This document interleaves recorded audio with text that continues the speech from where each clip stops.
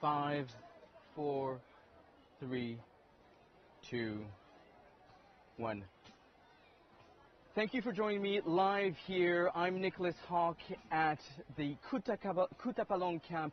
We're just a stone's throw away from the Myanmar border, and this is where most of the Rohingya refugees have come from shelter. In the last couple of weeks, in the past 4 weeks, we've seen 400,000 refugees cross the border into Bangladesh. There are as many people living here as there are living in Atlanta in the United States or in Liverpool in the UK. Bangladesh is overwhelmed with the sheer number of people that are here. I want you to look around of the conditions in which people are living. Sean, our cameraman, is just panning here. It's really basic. It's plastic sheeting, bamboo structures, and this is the only shelter people have to protect themselves from the rain.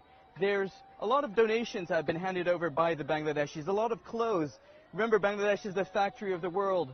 Most high street clothes are made here in Bangladesh, and there's been lots of donations of clothes, but Rohingyas don't need clothes, they need food, they need relief.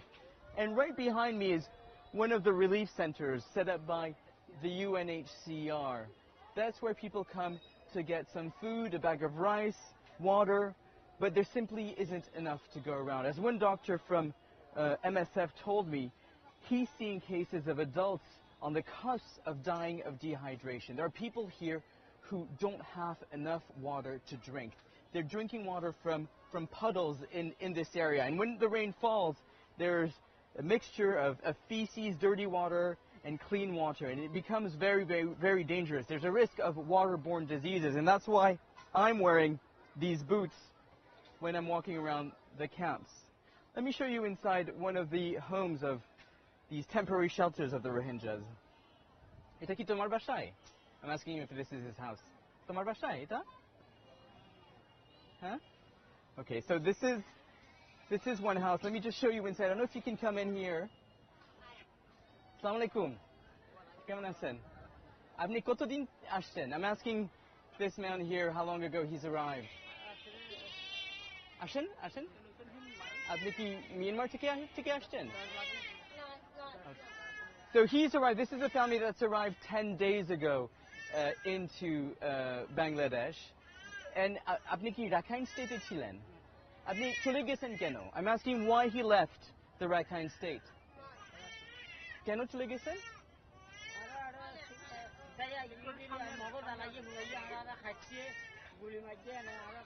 So he's saying that there are people that started shooting, burning his house, and also they were shooting at you. আপনাকে shooting করতেছিল নাকি?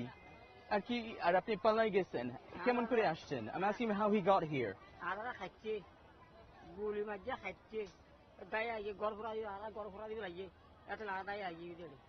So he said that the Myanmar security forces burnt his house down. Was there anybody inside the house? কেউ কি বাসার মধ্যে ছিল? কে ছিল বাসার মধ্যে?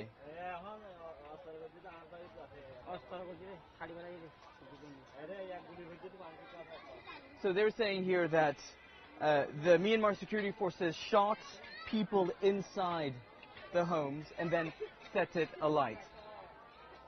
This is one of many stories of Rohingya refugees that we're hearing here. A couple of days ago, I met a Hindu Rohingya, a young girl who was 17 years old. She saw her husband being shot down in the house, and then she saw her relatives being raped, stabbed, and dumped into mass graves. She said there were 3 mass graves. There were one for the children, one for the adults, and one for the women. Most of the people, though, who come through the border are young women and children, and they each have a story.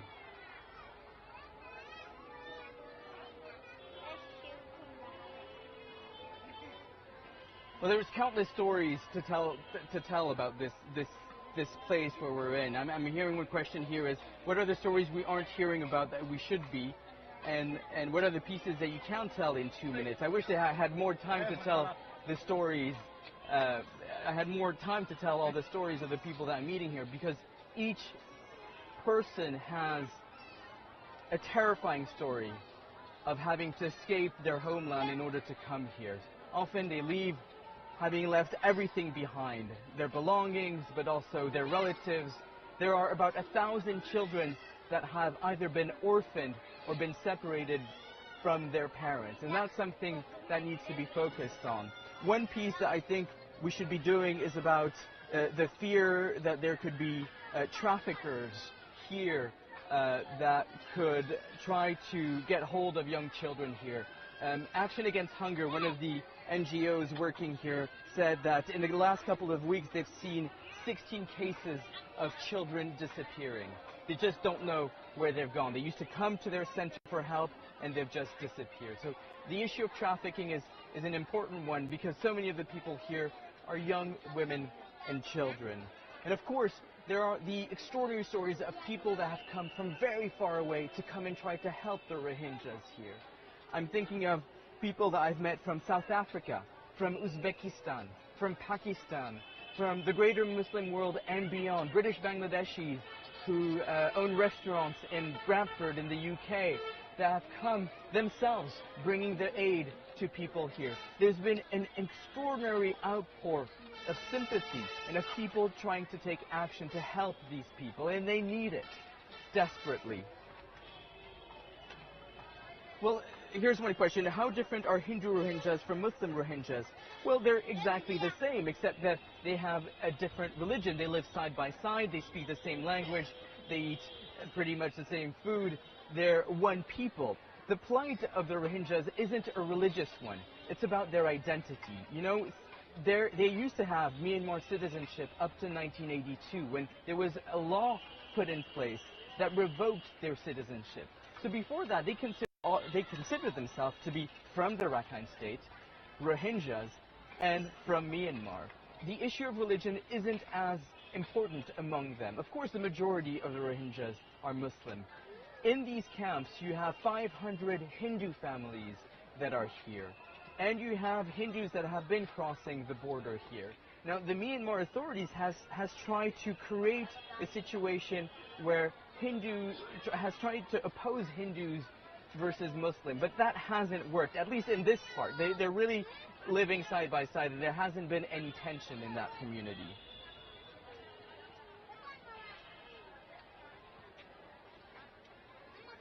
Yes, the issue here, one question here is, what about the pregnant women and what about their safety? Lots of women and girls were raped.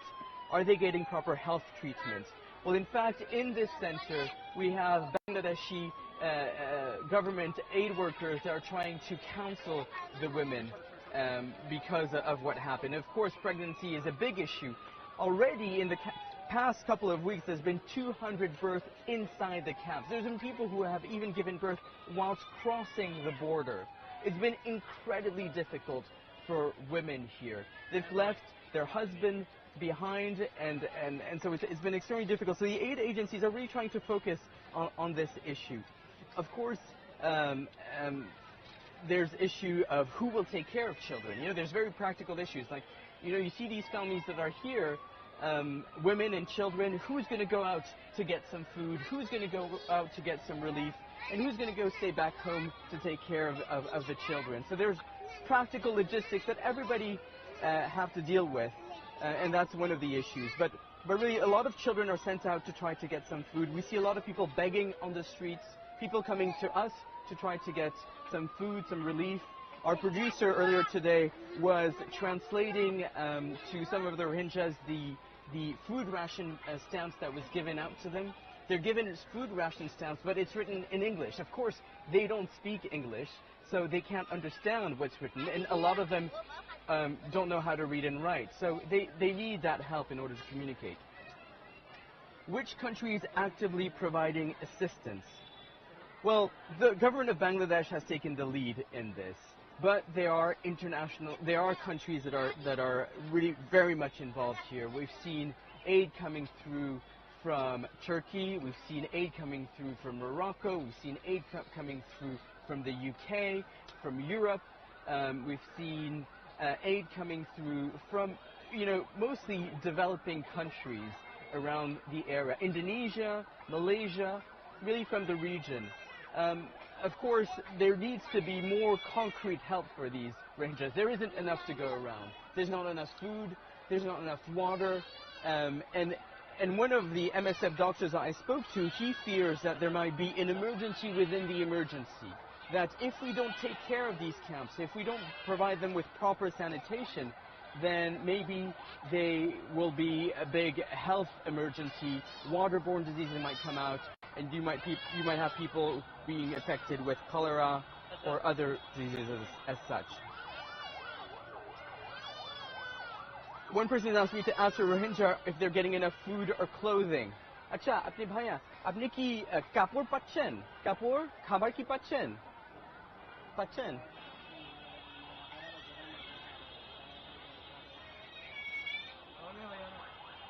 আর কি খাবার কি পাচ্ছেন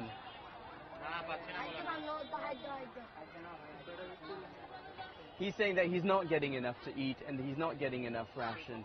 There's a real fear that people are suffering of malnutrition here. What I mean here is that, MSF has come up with a statement that's quite strong, saying that they're seeing people who are on the cusp of dying of dehydration. And I can't insist more on this issue. There's people that don't have enough to drink. They're coming here completely dehydrated. So yes, there's not enough food going around. It's okay? Oh, here's a store owner that's coming here with me to talk. So, আপনি কতদিন আসছেন এখানে কতদিন আগে